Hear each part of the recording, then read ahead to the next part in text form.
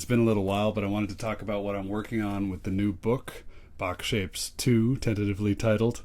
If you have Bach Shapes 1, you know that it was mostly built of diatonic sequences moving up in scales, interval patterns moving up and down in scales. In the second book, I'm going to have some new things that I didn't even try to do in the first book, one of which is looping patterns and pivot point lines. So looping patterns with pedal points, meaning things that go back to a repeated note, and then pivot point lines, which is sort of just an embellished version of the same thing. And Bach writes tons of these, and they're really fun to play, and they don't need to move up and down a scale. So I thought I would try something new and just have little looping sections, kind of like the Krebs book for clarinet, or things you see in the Closet book for clarinet as well. These little 2-measure, 3-measure ideas that you can loop, and they're really great for working on your intervals.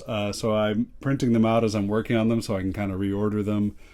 I'm still figuring out how to organize and display this. This book is going to be much bigger than the first book, probably over 100 pages, and totally new material. So I'm very excited at how it's coming together.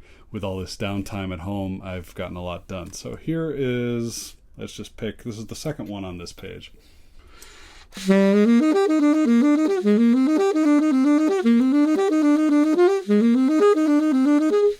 that's the pattern. Then you just repeat that until all the fingerings are smoothed out, and then I'll probably put it in 1 or 2 more keys. I don't think I'm going to put this section in every key. So there you can see that there's sort of a pivot point in the middle of the phrase, so that's really cool. He keeps coming back to that.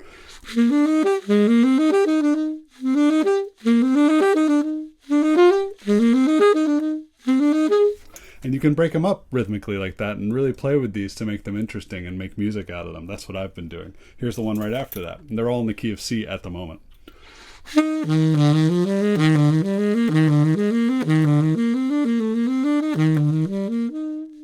So there the pivot is similar, but lower in the lower register. Now the pedal point lines sound more like this. So I'm going back to C at first, and then that's what's cool about this particular phrase, is that it starts with a C pedal and then quickly kind of shifts the pedal to the G.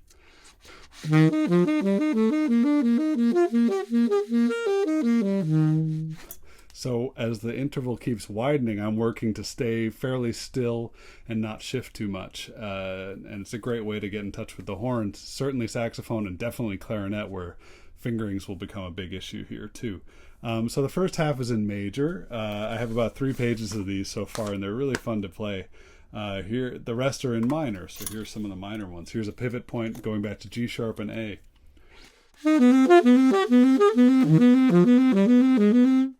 Etc. So really challenging intervals. One more.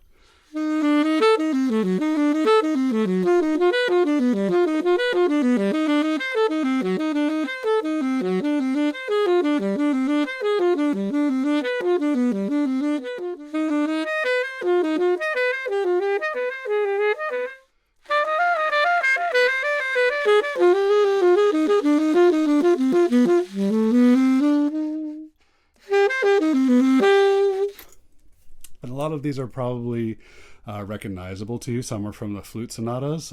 Some are from such pieces as the double harpsichord concerto, the Brandenburg concertos. I've really been reaching into a lot of Bach's repertoire, but all of these patterns do come straight out of Bach. I may have tweaked them a little bit to make them loop a little bit better, but it's been really fun collecting these and working on them. So this is just one thing I'm sharing. I'll probably share some PDFs very soon. Thanks for listening, and stay tuned on the progress of the new book by checking BachShapes.com.